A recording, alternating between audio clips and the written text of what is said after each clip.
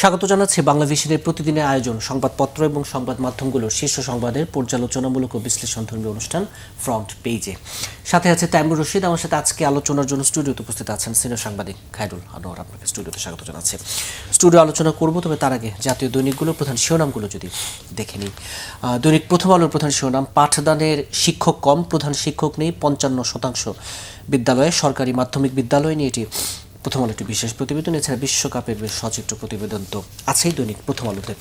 দৈনিক যুগান্তরের প্রধান শিরোনাম, মাঠে নয় মিলেই তৈরি হচ্ছে মিনিকেট, চাল বদলের ভয়াবহ প্রতারণা। দৈনিক যুগান্তরের বিশেষ রিপোর্ট। এছাড়া বিশ্বকাপের প্রতিবেদনে আছে বন্ধুর কাছে হেরে বন্ধুর বিদায়, পর্তুগাল এবং ক্রোয়েশিয়ার যে ম্যাচ নিয়ে। দৈনিক কালবেলার প্রধান শিরোনাম, সমুদ্রের অতলে সম্ভাবনা রোদ্দুর, ব্লু ইকোনমি নিয়ে গবেষণা, এনে একটি বিশেষ প্রতিবেদন। এছাড়া রণধীর জয়সওয়াল বলছেন যে তিস্তা প্রকল্প এবং জঙ্গি বিমান কেনার দিকে নজর রাখা হচ্ছে এবং কর্মীদের হাত হয়ে বিমানের কার্গো হোল্ডে ঢুকছে স্বর্ণ চোরাচালান নিয়ে প্রতিবেদন দৈনিক কালবেলায়। দৈনিক দেশ রূপান্তরের প্রধান শিরোনাম, সাশ্রয়ী এলএনজি ছেড়ে কেন এলপিজি, এ নিয়ে বিশেষ প্রতিবেদন আছে। বিশ্বকাপ ফুটবলের খবর। এছাড়া আদাবরে বিএনপি নেতা হত্যা, বড় স্ক্রিনে খেলা দেখায় নজরদারি করবে পুলিশ। এই একটি হত্যাকাণ্ডের ঘটনার পর এ কথা জানিয়েছে পুলিশ।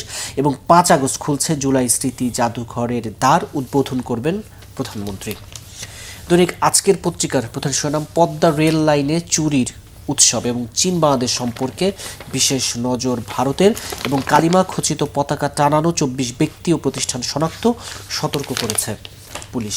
দৈনিক বাংলাদেশ প্রতিদিনের প্রধান শিরোনাম, শনির দশা কাটছে না, বাড়ছে পাচার, কমছে বিনিয়োগ, ব্যাংকিং খাতে অস্থিরতা, রপ্তানিতে ধীরগতি এবং খামিনির শেষ বিদায়, ইতিহাসের সর্ববৃহৎ রাষ্ট্রীয় অনুষ্ঠান শুরু। দৈনিক আমার দেশের প্রধান শিরোনাম, চড়া দাম দিয়েও বিদ্যুৎ পাচ্ছেন না গ্রাহক, ঢাকার বাইরের এবং ঢাকার ভেতরের সহ নানা দিককার চিত্র নিয়ে একটি বিদ্যুতের উপর আমার দেশের প্রধান শিরোনাম। এবং পুরস্কারের গন্ধ পেলেই ছুটে যান মোদি, নরেন্দ্র মোদীকে নিয়ে আছে প্রতিবেদন। দৈনিক ইত্তেফাকের প্রধান শিরোনাম, এক যুগে ঝরে পড়েছে অর্ধেক শিক্ষার্থী, প্রাথমিক শিক্ষা শেষ করা 84% শিক্ষার্থীর মধ্যে 10ম শ্রেণী পর্যন্ত পৌঁছাতে পারেনি 56% শিক্ষার্থী। এছাড়া রাখাইনের সংঘাতের তীব্রতা বাড়ছে, ফের রোহিঙ্গা অনুপ্রবেশের আশঙ্কা। দৈনিক কালের কণ্ঠের প্রধান শিরোনাম, চোরাচালানের গোল্ড করিডোর, শাহজালাল বিমানবন্দর, 5.5 বছরে 47 মনের বেশি সোনা জব্দ এবং যুদ্ধের ক্ষত বুকে শেষ বিদায়, ইরানের শহীদ সর্বোচ্চ নেতা খামেনির জানাজা ও দাফনের 7 দিনের আনুষ্ঠানিকতা শুরু। বাংলাদেশ ইরান সম্পর্কে সাম্যাবস্থান আনার প্রচেষ্টা, একটি বিশ্লেষণধর্মী প্রতিবেদনও আছে দৈনিক কালের কণ্ঠে। দ্য ডেইলি স্টারের প্রধান শিরোনাম, municipal services falter amid staff leadership gaps এবং 5 more die with measles like symptoms, death toll now 729. New এজের প্রধান শিরোনাম, বিএসএফ's push in beats continue, relocation of Dhaka bus terminal, fresh push revives hopes of easing gridlocks এবং the daily অবজারভারের প্রধান শিরোনাম, Khamenei lies in state as Iran begins funeral week. এই ছিল জাতীয় দৈনিকগুলোর শিরোনাম।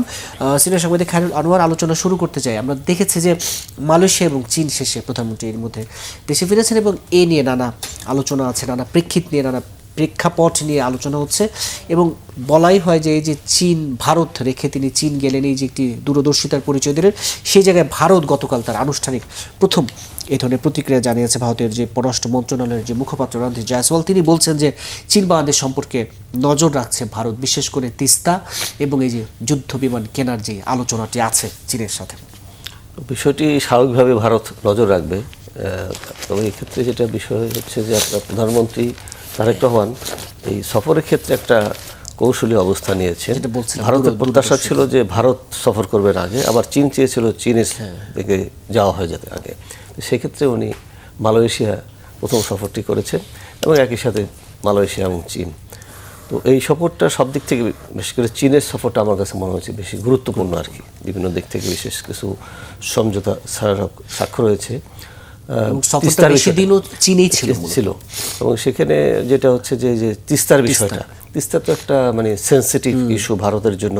আর বাংলাদেশ তো পানির দিক থেকে মানে ভাটি অঞ্চলে আছে এবং খুব একটা নাজুক অবস্থায় আছে।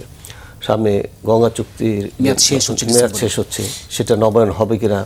তারপরে আর তিস্তার পানিতেও বাংলাদেশ সেই বিগত সরকারের সময়ও কিন্তু সেটার ব্যাপারে কোনো সুরাহা হয়নি।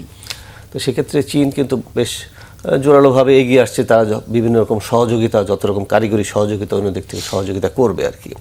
তো এটা একটা বিষয় আছে, আর প্রতিরক্ষা যুদ্ধবিমান কেনার যে যুদ্ধবিমান কেনার বিষয়টা আছে। এবং এর ভিতরে আপনি দেখেছেন যে পরশুদিন এখানে যে চীনের রাষ্ট্রদূত তিনি একটা সাংবাদিক সম্মেলন করেছেন, সেখানে উনি বলেছেন যে বাংলাদেশের যদি আভ্যন্তরীণ বিষয়ে কোনো দেশ, বিদেশি কোনো দেশ করে, সেক্ষেত্রে চীন পাশে থাকবে। যেটা একটা বার্তা দেয় এক ধরনের আর কি। আর এই সফরে, চীনের সাথে সফরে যেটা বলা হয়েছে 2+2, প্রতিরক্ষা এবং পররাষ্ট্র ক্ষেত্রে এটা হবে আর কি। তো এটাও বেশ একটা ইঙ্গিত বহ বিষয় আর কি। তো সেই হিসেবে ভারত যে খুব তীব্র প্রতিক্রিয়া দেখিয়েছে তা না, কারণ ভারতও হয়তো প্রত্যাশা করছে যে এর পরের সফরটা হয়তো ভারতে হবে। তো কিন্তু ভারতের সাথে এক ধরনের টানাপোড়েন আমাদের চলছেই, পুশিন সম্পর্কটা এখনো কাটেনি, বরং এটা তো মাঝে মধ্যে হচ্ছে আর কি। এবং একটা মানবিক ইস্যু কিন্তু এটা, যে ঠেলে দেওয়া হচ্ছে লোকজনকে, মানে অপেক্ষা করানো হচ্ছে তাদেরকে, মানে সেই তাদের খাওয়া দাওয়ার ব্যাপারে কোনো কিছু নেই, এবং বেশ জোর করে ঠেলে দেওয়ার চেষ্টা হচ্ছে আর কি। তো সেক্ষেত্রে এই সম্পর্কটা শেষ পর্যন্ত কোথায় গিয়ে দাঁড়াবে, এই অনেকগুলো ইস্যু আছে আর কি। পশ্চিমবঙ্গে যে সরকার আসছে, তাদের যে উগ্র বক্তব্য, বিবৃতি তারা দিচ্ছে, অহরহ দিয়ে যাচ্ছে তারা, এখানকার মুখ্যমন্ত্রী শুভেন্দু অধিকারী সহ অন্যান্য যে নেতারা আছেন বিজেপির, তো এটাতে সম্পর্ক স্বাভাবিক করার ক্ষেত্রে এক ধরনের অন্তরায় হতে পারে আর কি। তো আমরা দেখব যে এই সফরের কোনো আমন্ত্রণ আসে কিনা এবং সেটা সরকার কিভাবে গ্রহণ করে।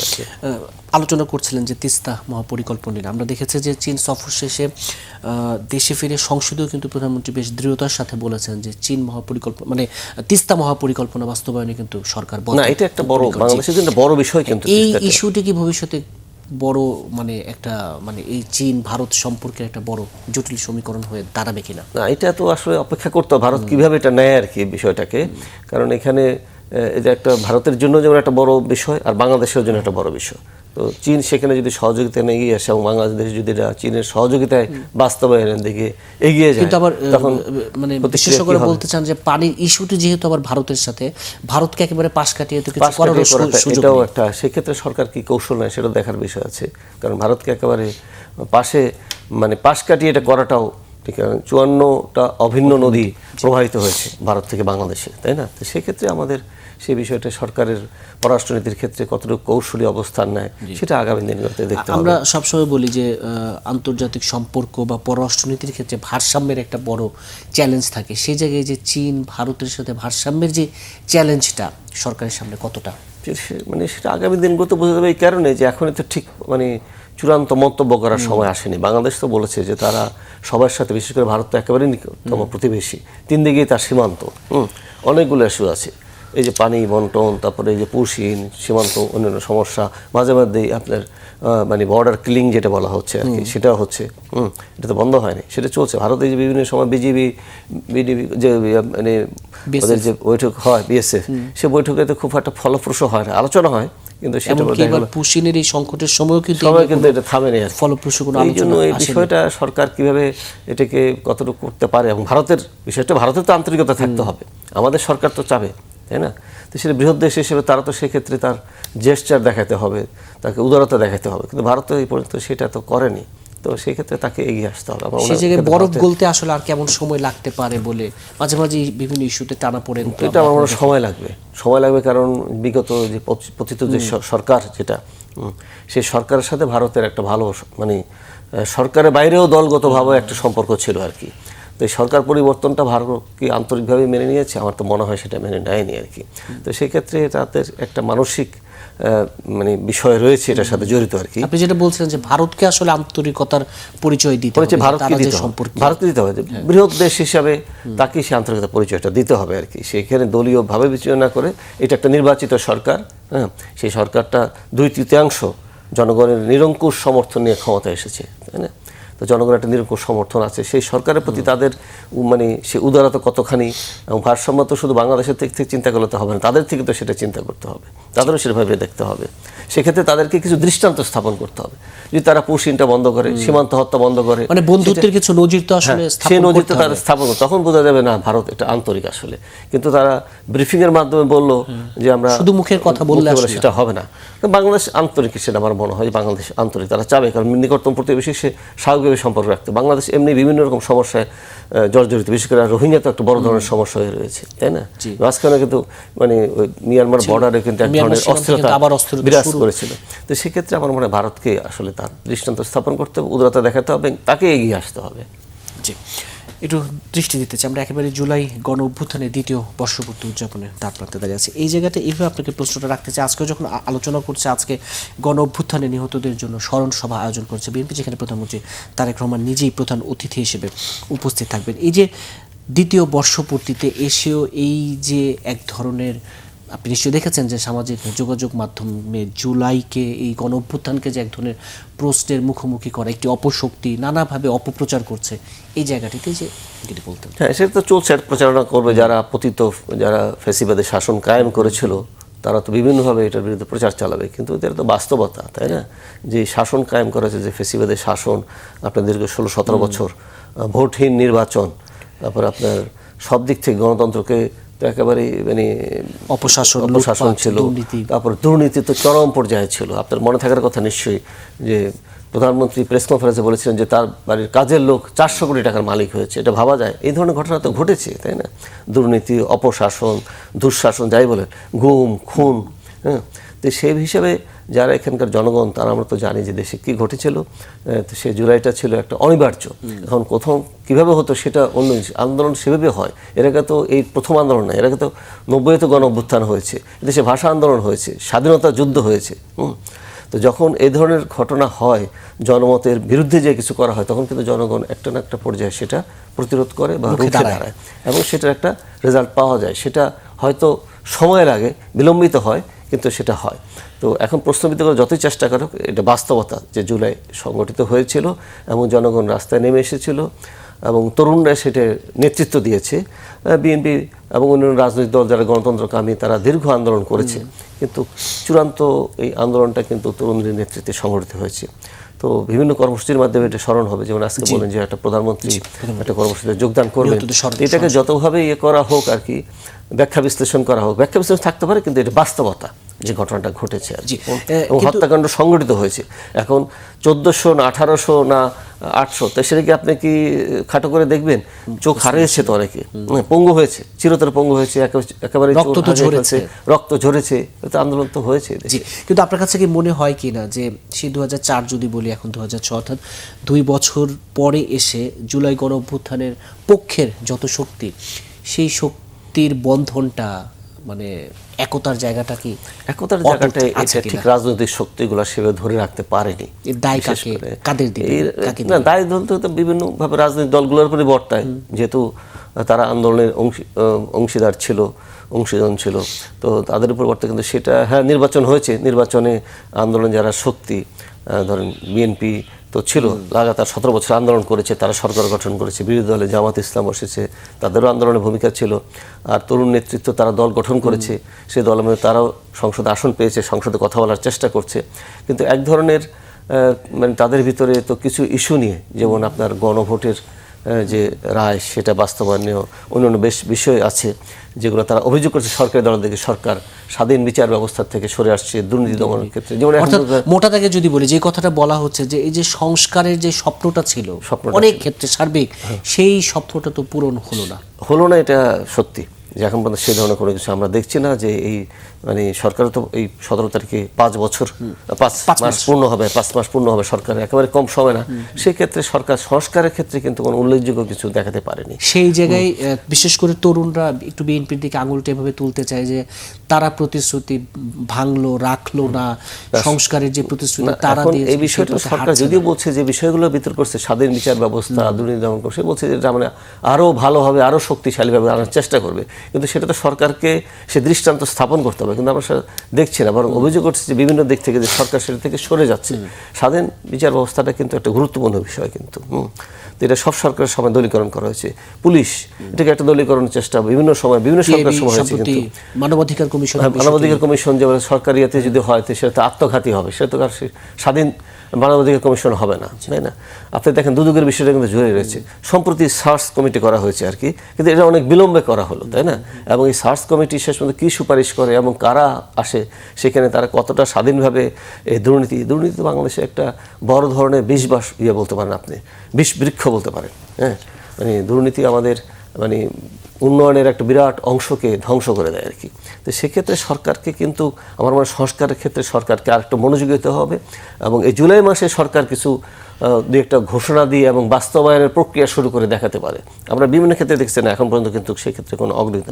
আপনি যদি এই যে আমরা আলোচনা করছি, আমরা গণমাধ্যম ধরেন, গণমাধ্যম ক্ষেত্রে সরকার কি করেছেন? হয়তো কিছু বৈঠক করেছেন, তথ্য মন্ত্রণালয় কিছু বৈঠক হয়েছে, সম্পাদকদের সাথে। এখন আসলে খাত ভিত্তিক দৃশ্যমান কিছু উদ্যোগ নেওয়া উচিত, দৃশ্যমান উদ্যোগ নিয়েছে, কিন্তু সেই উদ্যোগটা আমরা দেখছি না আর কি।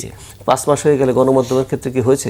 ইউনূস সরকারের সময় তো একটা গণমাধ্যম সংস্কার কমিশন করেছে, তাদের সুপারিশকে সেখানে তো কিছু না কিছু ভালো সুপারিশ তো ছিল, তার 1-2টা কি অধ্যাদেশে বলা হোক, আইন বলে কি করা হয়েছে? করা হয়নি, তাই না? তো সেক্ষেত্রে আমরা এখন পর্যন্ত দৃশ্যমান কোনো সংস্কার দেখছি না। সেই জন্য যেটা বলা হচ্ছে, একটা অভিযোগ যে করছে তরুণ নেতৃত্ব বা বিরোধী দল থেকে, সেটার তো কিছুটা সত্যতা অবশ্যই আছে। আমরা জানি যে জুলাই স্মৃতি জাদুঘর খুলে দেওয়া, উন্মুক্ত করে দেওয়ার একটা দাবি ছিল এনসিপির, বড় দাবি। আজকে দেশ রূপান্তর সহ বেশ কিছু পত্রপত্রিকা এসেছে। আজকে সংস্কৃতি মন্ত্রী আনুষ্ঠানিক ব্রিফিংও করবেন। 5 আগস্ট খুলছে জুলাই স্মৃতি জাদুঘর, এরকম একটি খবর আছে। এটা তো আসলে স্বস্তির, যে এটা তো একটা প্রত্যাশিতও ছিল। প্রত্যাশিত ছিল, এটা আগে বিভিন্ন সময় তারিখ হয়েছিল, কিন্তু সেটা আর উদ্বোধন করা যায়নি বিভিন্ন কারণে। কিন্তু এখন মনে হয় চূড়ান্তভাবে তারিখ নির্ধারণ হয়েছে। 5ই আগস্ট যেদিনকে ফ্যাসিবাদী শাসনের অবসান ঘটে, সরকারের পতন ঘটে, সেদিনই উদ্বোধন করা হবে, প্রধানমন্ত্রী উদ্বোধন করবে আর কি। তো সেখানে যেটা পত্রিকায় নিউজ দেখেছি এর আগে, যে আপনার লোকবল নিয়োগ নিয়ে এক ধরনের সমস্যা, এর আগে সরকার সময় কিছু নিয়োগ দেওয়া হয়েছিল, সেটা নিয়ে বিতর্ক হয়েছে যে কোনো প্রক্রিয়ার মধ্যে দিয়ে সেগুলো করা হয়নি, সেগুলা তাদের মুখ দেখে নিজস্ব লোকজনকে নিয়োগ দেওয়া হয়েছে, কিছু এরকম হয়েছে। তো এখন নিয়োগ নিয়ে যদি এই 5ই আগস্টের মধ্যেই যদি নিয়োগ দেওয়া হয়, কারণ এটা যদি উদ্বোধন করলাম কিন্তু করার পরে সেটা সেভাবে কার্যকরভাবে, তাই না, এটা তো দেখতে যাবে, জাদুঘর হিসেবে আসবে, দেশ বিদেশ থেকে অনেকেই এটা দেখতে যাবে। তো সেটা যাতে ভালোভাবে হয় সেটাতে নিশ্চয়ই আমরা প্রত্যাশা করব। এই অভ্যুত্থানের 2য় বর্ষ পূর্তিতে এসে আমি যদি এভাবে বলি, বিএনপি, জামাত, এনসিপি, 3 দলের যে রসায়নকে কীভাবে মূল্যায়ন করবেন? এই যে সংসদে এবং রসায়নটা আসলে এখন পর্যন্ত ঠিক পরিষ্কার না আর কি। কখনো মনে হয় তাদের ভিতরে এক ধরনের সমঝোতা আছে, হ্যাঁ, আবার এক সময় না। তারা নিজেরাও তো বলে তারা এক ইস্যুতে মানে সমঝোতা আসে, যে ফ্যাসিস্ট যেন ফিরে না আসে, সেই অপশক্তির যেন আসে আর কি। কারণ এটা হচ্ছে যে বিএনপি তো এর আগেও ক্ষমতায় ছিল এবং 2/3 নিয়ে কিন্তু ছিল, আপনি জানেন যে সেটা অবশ্য 4-2 জোটের ভিত্তিতে 2001 সালের নির্বাচনে, আর এবার তো সে কিছু দল তার সাথে ছিল। তো কিন্তু জামাতের ইতিহাসে সেই সর্বোচ্চ ছিল 18 সিট, তার থেকে এই 68 সিট, এটা তো একটা কি বলা, মিরাকল বলা চলে, তাই না? তো সেক্ষেত্রে জামাত সংসদে থাকতে চাবে, যদিও তারা এনসিপি মাত্র শুরু করেছে। এনসিপির রাজনীতি কিছু ভুল আছে, তাদের দল গঠন থেকে বিভিন্ন করতে, তারা হয়তো আরও সম্ভাবনাময় তাদের ছিল, কিন্তু তারা উপদেষ্টা পরিষদে অংশ নিয়ে বিভিন্নভাবে তারা বিতর্কে জড়িয়ে গেছে। এটা সত্য কথা যে তারা যদি উপদেষ্টা পরিষদে না যেতেন, হয়তো আলাদাভাবে তখন থেকে দল গঠনের চেষ্টা করতেন, জনগণের কাছে যায় তাদের বার্তাটা দেওয়ার, তাদের বক্তব্য দেওয়ার চেষ্টা করতেন, তাহলে হয়তো অন্য কিছু হতে পারতো। সেটা তাদের রাজনীতির জন্য আমার মনে তরুণ নেতৃত্বের একটা প্রয়োজন ছিল, কিন্তু সেভাবে তারা রাজনীতি করতে পারেন, তার সঠিক পথ দেখাতে পারেনি। তো রসায়নের যে বিষয়টা বলেন, তারা কিন্তু মাঝে মাঝে বিভিন্ন ইস্যুতে কিন্তু রাজপথে কর্মসূচি দিচ্ছে, সমাবেশ করছে, বিভাগীয় পর্যায়ে সমাবেশ চলছে আর কি, রাজপথে আছেই। এবং তাদের যে দাবিগুলো, যে আপনার এই যে সংস্কার, তারপরে আপনার এই যে ভোটের যে রায়, সেটা বাস্তবায়ন, এই ইস্যুটা থেকে তারা তো সরে আসেনি। তারা হয়তো অতটা মানে তীব্র আন্দোলনে যাচ্ছে না, কিন্তু আমার মনে হয় ইস্যুটা তারা জারি রাখবে আর কি। আর সরকারও সে হিসাবে দেখবে। তো সরকারের জন্য বড় চ্যালেঞ্জ আমি যেটা মনে করি, সেটা হচ্ছে সবচেয়ে আইন শৃঙ্খলা সরকারের জন্য সবচেয়ে বড় চ্যালেঞ্জ আর কি। তো এই আইন শৃঙ্খলা পরিস্থিতি এখন পর্যন্ত কিন্তু উন্নতি ঘটাতে পারেনি সরকার, যদিও স্বরাষ্ট্রমন্ত্রী বলেছেন যে কিছুটা উন্নতি ঘটেছে, কিন্তু আমরা সেটা দৃশ্যমান কিছু দেখতে পাচ্ছি না আর কি। তা রাজনীতি তো আসলে আজকের বিষয় না, এটা আগামী দিনে দেখতে হবে যে রসায়ন, আপনি যেটা বললেন যে সরকারি দল, বিরোধী দল, এনসিপি, এদের ভিতরে কী দাঁড়ায়, সেই বিষয়গুলো দেখার বিষয় আছে। সামনে স্থানীয় সরকার নির্বাচন হবে, এটা একটা বড় ধরনের, সেই জায়গায় এই 3 দলের আসলে এক ধরনের নতুন পরীক্ষায়, হ্যাঁ, তারা তখন কি অবস্থান নেয়, এনসিপি তখন কি আলাদা হবে নিশ্চয়ই, তারা তো ইতিমধ্যে কিছু কিছু ক্ষেত্রে তারা মেয়র প্রার্থীর নাম ঘোষণা করেছে, বেশ কিছু নাম কারণ ঘোষণা এবার তো করেছে। আর স্থানীয় সরকার নির্বাচন কোনো দলীয়ভাবে দলীয় হচ্ছে না, হবে না, কিন্তু তারপরেও কি দলের একটা ইয়ে থাকে, প্রভাব কিন্তু তো প্রভাব থাকবেই। থাকে আর কি এক ধরনের, কে কোন যেখানে দলের যে দল আসলে- থেকে সে যদি দলের প্রতীক না পায় বা দল থেকে নাও হয়, কিন্তু এখানে তো সে এক ধরনের লোকজন চিনে যে সে এই দলের প্রার্থী। তো সেক্ষেত্রে স্থানীয় সরকার নির্বাচন কমিশনের জন্য একটা চ্যালেঞ্জ হিসেবে আসবে, এবং আপনার রাজনৈতিক সরকারের দলগুলোর জন্য আসলে রাজনৈতিক দলগুলোর জন্য একটা বড় ধরনের চ্যালেঞ্জ হিসেবে আসবে, এবং এই নির্বাচনে একটা পরীক্ষা হবে বিশেষ করে সরকারি দলের জন্য। সরকারি দলের প্রার্থীরা যদি মানে সেই ব্যাপকভাবে যদি জয়লাভ করে না আসতে পারে, তাহলে সেটা একটা ভিন্ন এবং আপনি বার্তা যে যাবে আর কি। প্রসঙ্গটি তুলছিলেন যে আইন শৃঙ্খলা পরিস্থিতি নিয়ে এমনিতে এখন বেশ সমালোচনা হচ্ছে, সেই জায়গায় যখন স্থানীয় নির্বাচনের এই ডামাডোলটা শুরু হবে তখন এই মানে আইন শৃঙ্খলা আইন শৃঙ্খলা পরিস্থিতিটা পরিস্থিতি কতটা থাকে, কারণ আমরা দেখেছি নিয়ন্ত্রণে যে আপনি রাখাটা- জাতীয় নির্বাচন থেকে কিন্তু স্থানীয় ভিন্ন পর্যায়ের আমেজ নির্বাচনে থাকে কিন্তু একটা ভিন্ন পরিস্থিতি তৈরি হয় এবং আইন শৃঙ্খলার বেশি অবনতি ঘটে। এবং আপনি দেখবেন লোকাল অনেক বিষয় থাকে, এবং আপনি এর আগের যে নির্বাচনগুলো বিভিন্ন সময় বিভিন্ন সরকার সময় হয়েছে, তাদের কাছে জাতীয় নির্বাচনের সময় স্থানীয় থেকে নির্বাচনে কিন্তু সহিংসতা রক্তপাত সহিংসতা কিন্তু অনেক বেশি হয় আর কি। তো এবার কিরকম হয় সেটা একটা দেখার বিষয় অর্থাৎ আপনি আছে যেটা আর কি। বলছিলেন যে সরকার, নির্বাচন কমিশন এবং রাজনৈতিক দলগুলো প্রত্যেকের জন্য আসলে এই নির্বাচন এটা এই বিরাট স্থানীয় চ্যালেঞ্জ নির্বাচন দেখা দেবে। জি, আমরা ইরানের খামেনি ইস্যু সহ কিছু ইস্যুতে যাবো, তবে তার আগে একটি বিষয় নিয়ে একটু আলোচনা করতে চাই। আপনি নিশ্চয়ই দেখেছেন যে এই বৃহস্পতিবার থেকে এইচএসসি পরীক্ষা শুরু হয়েছে। এবার এইচএসসিতেও বেশ ড্রপ আউটটা বেশি ছিল, এটি পত্রিকারই পরিসংখ্যান বলছে 36% এবার এইচএসসিতে ড্রপ আউট। এবং আমরা দৈনিক ইত্তেফাকে একটু খবর দেখছিলাম যে পুরো শিক্ষা ব্যবস্থাতে যে যে ঝরে পড়ার যে একটা বড় সংখ্যা দিন দিন বাড়ছে। আমরা তো বারবারই বলি যে সরকার বদল হয়েছে আমাদের এখানে, বারবার শিক্ষা নিয়ে নানা গবেষণা হয়েছে, কিন্তু শিক্ষা খাতে আমরা আমূল পরিবর্তনের কথা বলি, বাজেট বরাদ্দের কথা বলি, কিন্তু শিক্ষার আমূল যে একটা সংস্কার বলি বা এই জায়গাটিতে যদি এটা আসলে একটু ভালোভাবে সরকার দেখা উচিত। শিক্ষামন্ত্রী অনেক সক্রিয়, অনেক কথা উনি বলেন, কিছু কিছু বক্তব্য হয়তো এবং বিতর্ক জন্ম এবার কিন্তু বাজেটে বরাদ্দ বেশ বাড়ানো হয়েছে। বিতর্ক জন্ম দিচ্ছে ওনার কিছু বক্তব্য, কিন্তু ওনার চেষ্টা আছে, উনি বেশ ইয়ে করেন, কিন্তু বিষয়টা গোড়ায় যেতে হবে আর কি। বিভিন্ন সময় শিক্ষা কমিশন হয়েছে, কিন্তু আমাদের শিক্ষা এত গবেষণা হয়েছে আমাদের এই শিক্ষা খাতে, কিন্তু এই যে যেটা বললেন যে একদম ঝরে পড়ার অর্ধেক দুইটা শিক্ষা। প্রধান কারণ আছে যেটা আমি দেখেছি। সেটা একটা কারণ হচ্ছে যে আপনার মানে মেয়েদের যেটা বাল্যবিবাহ, 18 বছর আগে বিয়ে হয়ে যাচ্ছে, হ্যাঁ, তো বিয়ে হয়ে যাওয়ার পর তাদের পক্ষে আর পড়াশোনা করা সম্ভব হচ্ছে না। আরেকটা হচ্ছে যে আর্থিক দৈন্যতার কারণে অনেকে আর ছেলেদেরকে স্কুলে পাঠাতে চান না, তাদেরকে কাজে লাগিয়ে দেন। গ্রামাঞ্চলে এটা খুব বিশেষভাবে হচ্ছে আর কি।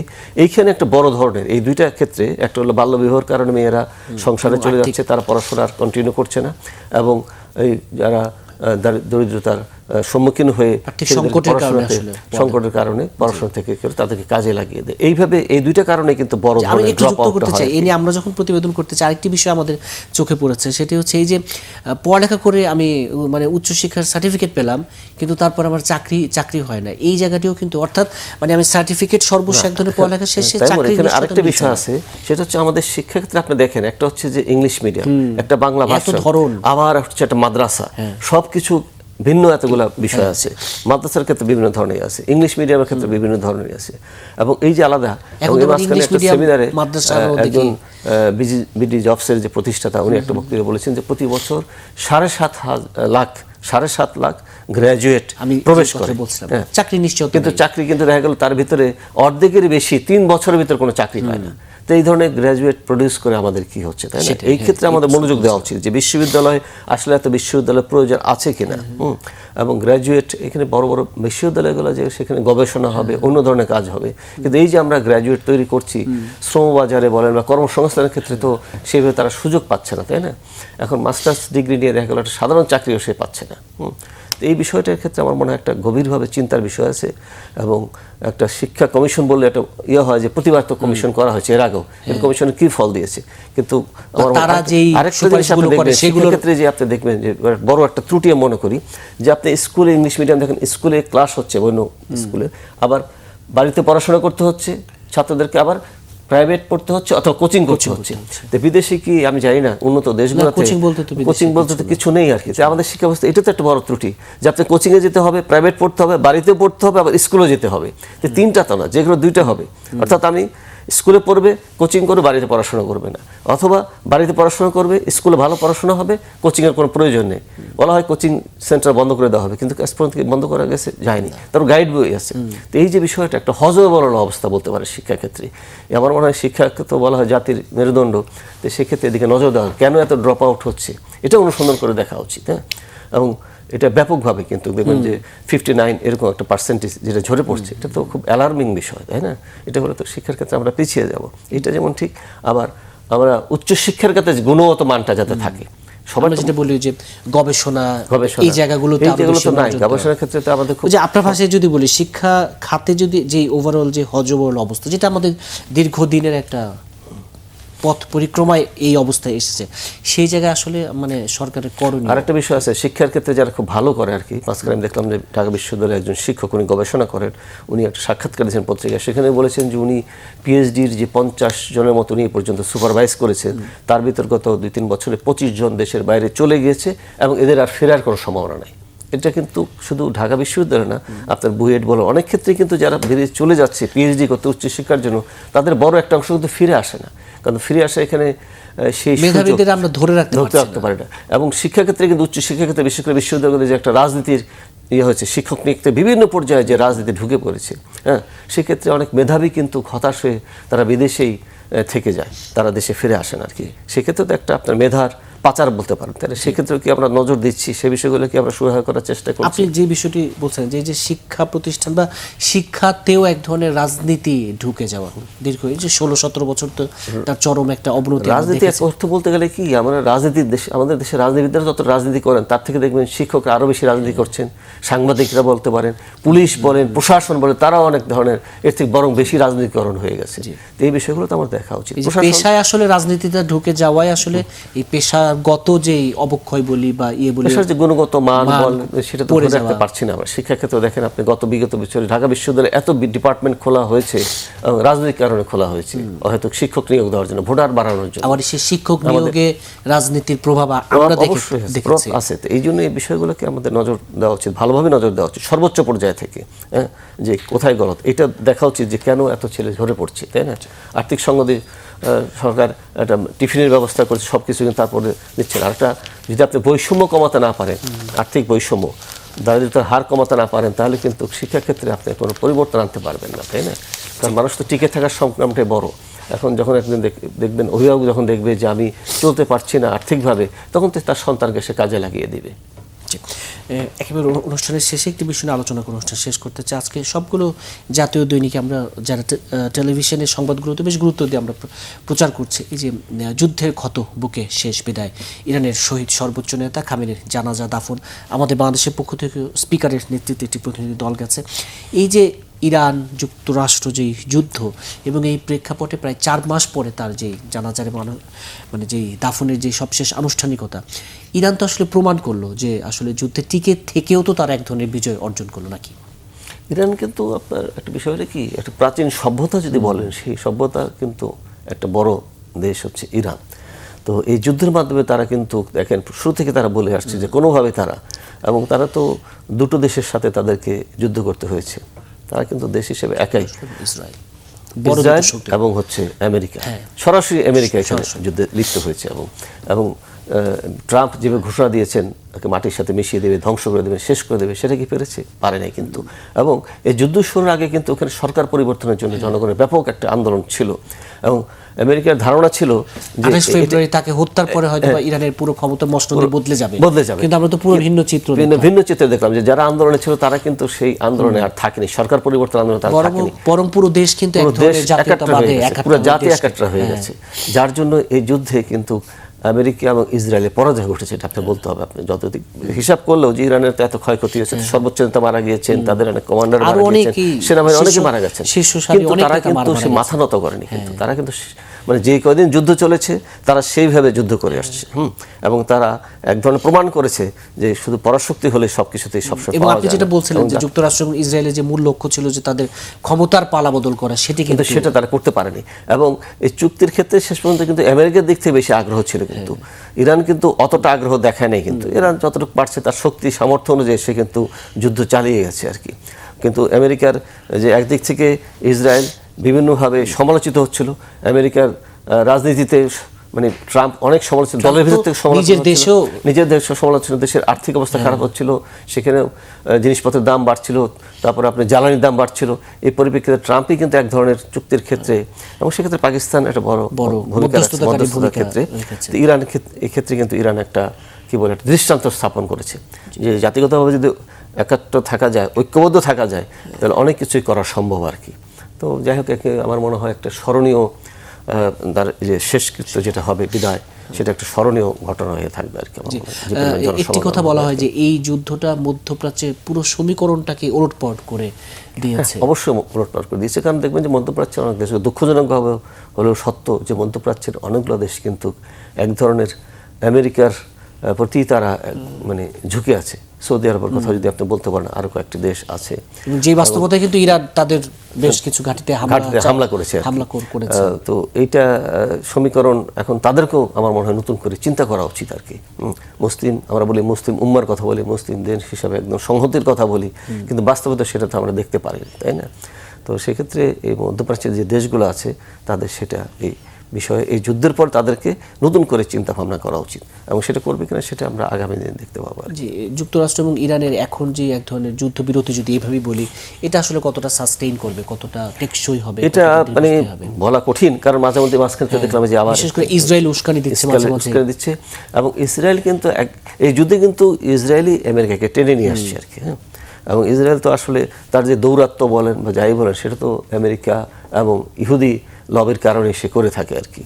তো এখন ট্রাম্প নিজেও ব্যক্তিগতভাবে খুব ক্ষুব্ধ হয়েছেন নেতানিয়াহুর উপরে, বিভিন্ন কারণে ক্ষুব্ধ হয়েছেন। তার উপর দলের চাপ আছে, সরকারের চাপ আছে, জনগণের চাপ আছে, তার উপরে দেখেছি ট্রাম্পকে যে নেতানিয়াহু কড়া সমালোচনা করেছে। তো সেই হিসাবে আমার মনে হয় যে এবার ইসরায়েল কি পরিস্থিতিতে পড়ে সেটা দেখার বিষয় আছে। আর ট্রাম্পের সামনে তো মধ্যবর্তী একটা নির্বাচন আছে, সেই নির্বাচনের বিষয়টা তাকে হিসাব করতে হবে, কারণ ইতিমধ্যে তিনি অনেক সমালোচনার মুখোমুখি কিন্তু হয়েছেন, দলের ভিতর থেকে সমালোচনার মুখোমুখি হয়েছেন, মিডিয়ার সমালোচনার মুখোমুখি হয়েছেন। তো সেক্ষেত্রে কি দাঁড়ায় সেটা দেখার বিষয়। তো সাস্টেন হবে কিনা যুদ্ধবিরতি, সেটা চূড়ান্ত হওয়ার মতামত দেওয়া মুশকিল। এই সংঘাত, এই যুদ্ধ মানে বিশ্বের জন্য কি বার্তা দিয়ে গেল? বিশ্বের জন্য তো বার্তা, যুদ্ধ তো অনেক ভালো বার্তা দেয়, তা তো দেয় না, বার্তা দেয় না, কারণ আমরা তো সে সাফার করেছি জ্বালানি তেল, আপনি দেখেছেন যে কি অবস্থা হয়েছিল, তাই না? আমরা শুধু পৃথিবীর অনেক দেশে জ্বালানি নিয়ে, কারণ জ্বালানি তেলের সাথে অনেক কিছু জড়িত, দ্রব্যমূল্য জড়িত, অন্যান্য ব্যবসা বাণিজ্য অনেক কিছু জড়িত, তাই না? এর আগে দেখেন যে একটা করোনা 2 বছর গেল, এই একটা যুদ্ধ অনেকটা অভিঘাত তৈরি করছে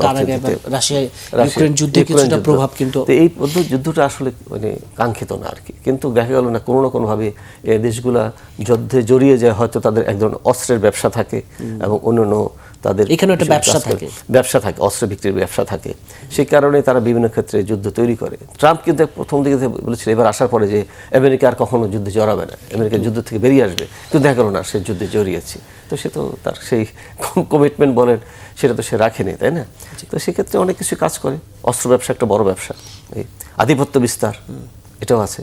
তো সেটা আগামীতে দেখা যাবে যে ট্রাম্প তার ধৈর্য, আর ট্রাম্প তো একটা দলে মানে ওই দেশে সমালোচনা আছে যে তার মনস্তত্ত্ব বোঝা কঠিন, তার মাথায় যে কি কাজ করছে, কি চিন্তা করছে সেটা মানে ঠিক বোঝা যায় না। দেখেছি তিনি মুখে যা বলছেন সেই কাজ করছেন, আবার কাজ যা করছে সেটা তার উল্টাটা করছেন। তো এই জন্য দেখা আছে মাঝখানে যেমন সুপ্রিম কোর্ট 2-3টা রায় দিয়েছে, সেটা তার বিপক্ষে গিয়েছে। তো সবকিছু মিলে সে এক ধরনের দেশের ভিতরে তার দলের থেকে ডেমোক্রেট তো বটে, একটু কোণঠাসা অবস্থায় আছে, এবং এক ধরনের সে কিন্তু বাধ্য হয়েছে চুক্তিটা করার জন্য। এবং পাকিস্তানকে সেক্ষেত্রে এটা মানে ভূমিকা পালন করছে এই চুক্তিটা করার ক্ষেত্রে। তো আমরা দেখি আগামীতে কি দাঁড়ায়, যুদ্ধ না হোক, পৃথিবীতে শান্তি প্রতিষ্ঠিত হোক, সেটাই আমরা চাই। আমরা সেই প্রত্যাশা রেখে অনুষ্ঠান শেষ করতে চাই। দর্শক, ফ্রন্ট পেজ আজ এ পর্যন্তই, আগামী কাল আবারও দেখা হবে। সে পর্যন্ত ভালো থাকুন, সুস্থ থাকুন।